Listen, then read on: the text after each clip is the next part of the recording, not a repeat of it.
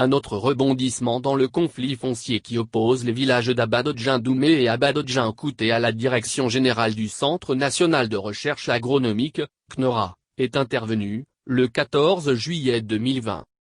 Suite à une intervention du directeur général dudit centre agronomique dans les colonnes d'un média local. Je m'inscris en faux dans tout ce qu'ils disent. Ce n'est pas vrai. Les 231 hectares sont réclamés par 3 villages. À savoir Songon Abadodjin-Doumé, Songon Abadodjin-Kouté et Adiopo-Doumé. À partir de là, ce qu'ils disent est faux. Ce sont ces 3 villages qui sont propriétaires et non d'eux. Nous avons une décision de 1946 d'un chef de village d'Adiopo-Doumé en 1946, c'est défendu Iteo Ombé. De son propos, Baledjomahan Abel a tenu à apporter un éclairage afin, selon lui, de rester fidèle à sa dynamique de rétablir la vérité sur cette affaire tranchée par la justice ivoirienne depuis mars 2019. Nous n'avons jamais dénié la copropriété de nos frères d'Adiopo-Doumé sur ces parcelles revendiquées bec et ongles par le CNORA. À preuve, nos parents d'Adiopo-Doumé ont cédé une partie de leur part de cette parcelle à l'État dans le cadre de la réalisation des logements sociaux qui fait partie des chantiers chers au président Alassane Ouattara.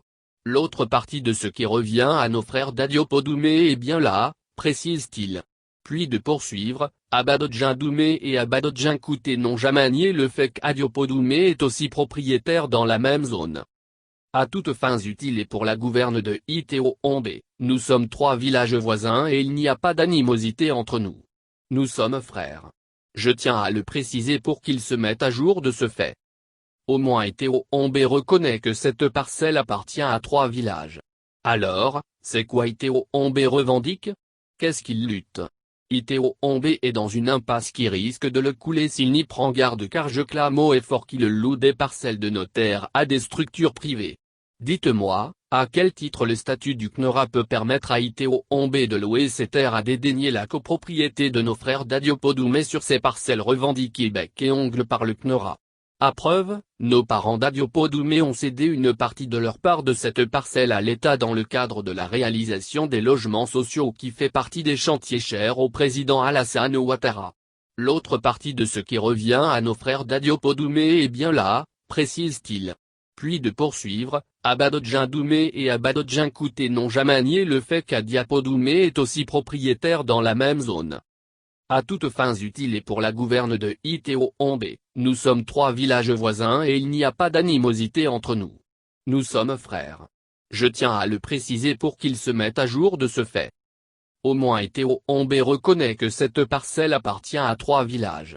Alors, c'est quoi Iteo Ombé revendique? Qu'est-ce qu'il lutte? Iteo Ombé est dans une impasse qui risque de le couler s'il n'y prend garde car je clame haut et fort qu'il loue des parcelles de notaires à des structures privées.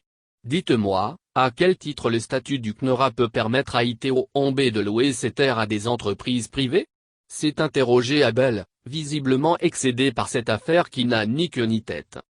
Baledjomahan Abel ne s'arrêtera pas là, il ira plus loin en disant que l'autorisation de 1946 qu'Iteo Ombé brandit aujourd'hui parle de quoi? Ce n'est ni Abadodjin-Kouté ni Abadodjin-Doumé, encore moins Adiopo-Doumé qui a donné cette autorisation? Comment le CNORA qui a été créé en 1998 peut-il détenir une autorisation qui date de 1946? Brandissant aujourd'hui argument fallacieux dont il ne donne copie à aucune presse, pourquoi Iteo Ombé n'a pas présenté ce fameux document tout le temps que nous étions en procès? Le DG du CNORA fait du faux et voici la preuve. Il y a d'autres preuves que nous détenons et s'il persiste dans sa forfaiture, nous allons déballer sa tricherie et ses manigances.